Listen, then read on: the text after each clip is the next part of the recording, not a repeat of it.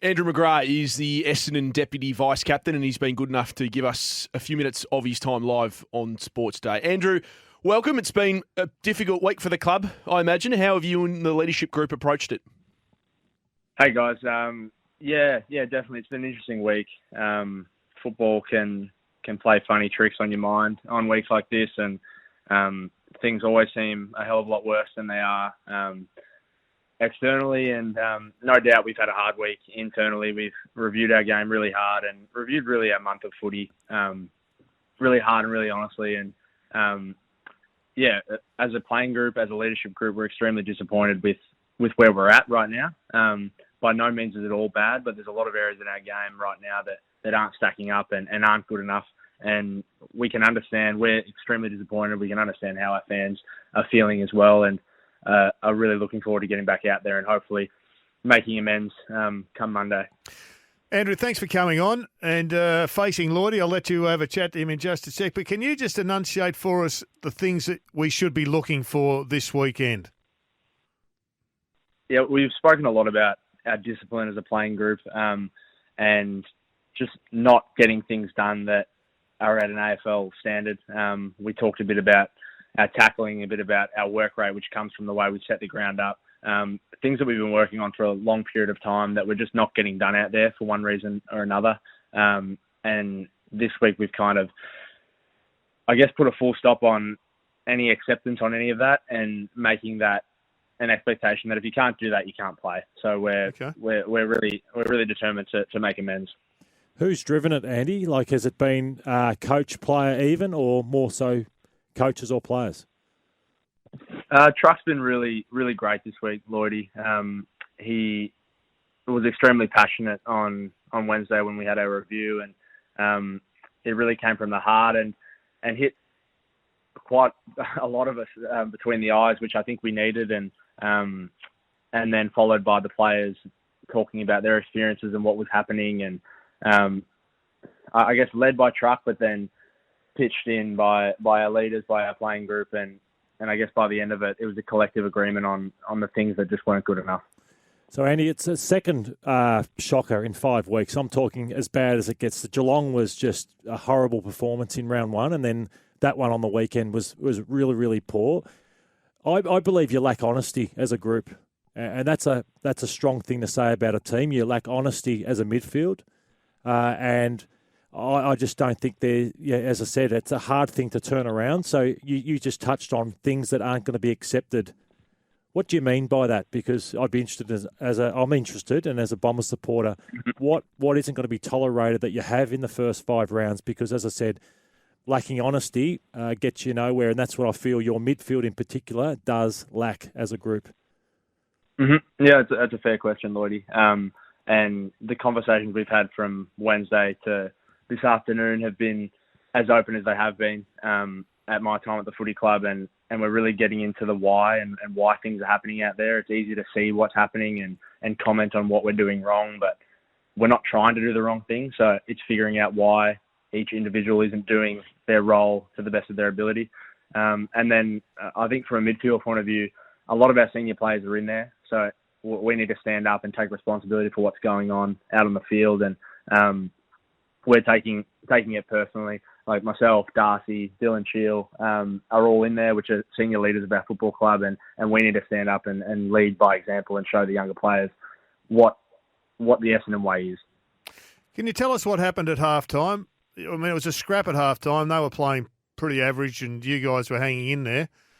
But what happened at halftime that saw 10 goals in a row kicked?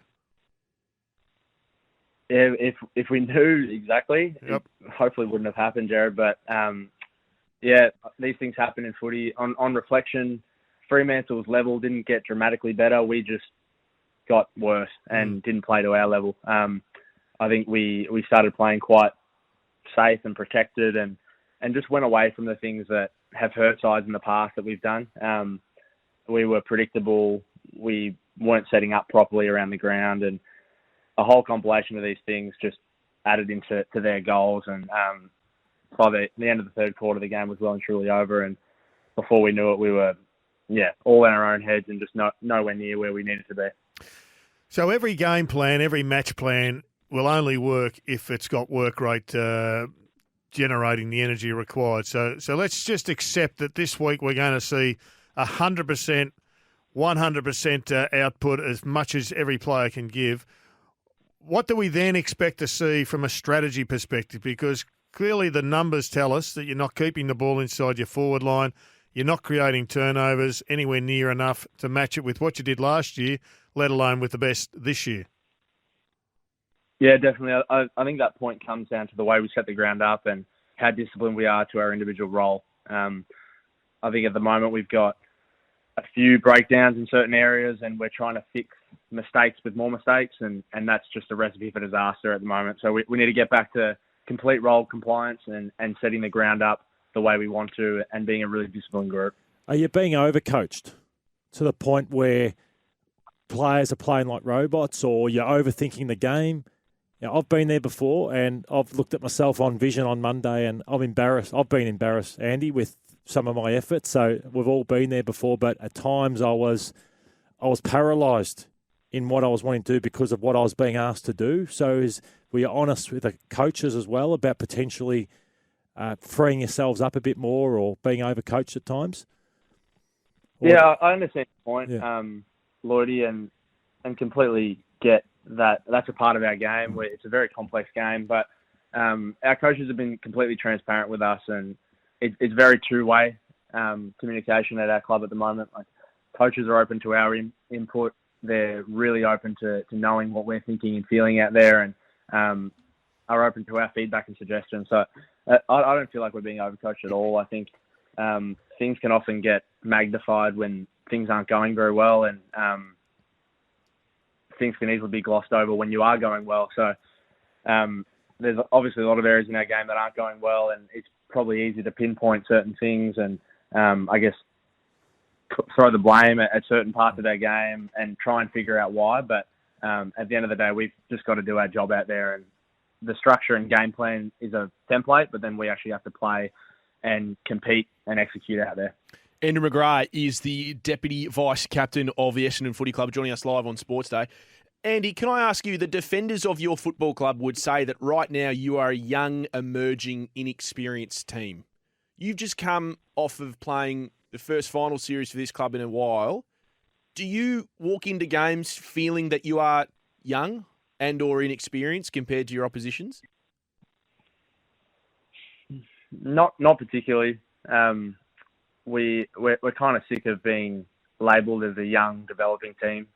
We've been that for a long period of time, and although we are quite, you look at our lineup on the weekend, we are quite young, but everyone's an AFL player out there, and we're all capable of performing our game plan, and we showed that last year. We had a very similar list last year, and put together a really good back end of the season, and we're competitive in just about all of our games. So I don't think the young, inexperienced, developing side is a cop-out at all. Yep. We're aware of the reality. We are quite young compared to our some of the better teams in the comp and some of the other teams in the comp, but I don't think it's an excuse for the way we've been playing. And you're absolutely loving this, and I think your fans would too, the honesty and the way you've spoken. Now we get to your own game. So there's been a lot of talk around where you're at as a footballer currently with your game. So what are you, in a sense, in terms of where do you think you'll play your best footy? Are you a half-back flanker? Are you a pure midfielder? What needs to be done for you to get back to playing your best football? Yeah, I think it's going to be a hybrid of those two roles, Lloydie. I guess coming into the system, I felt as though I had to be a midfielder, and that sort of weighed down on me a little bit and kind of, I guess, distorted my expectations of what I needed to be. And this year I've been really open to playing sort of anywhere and just so long as I can bring out my A game. And I think I can access that through a mixture of halfback and through the midfield. I don't think it's completely black and white or one or the other, but I think that's where I'll find myself playing my best footy, especially when Zach comes back, whenever that is. I think we'll have a bit of a shared role through the midfield and halfback.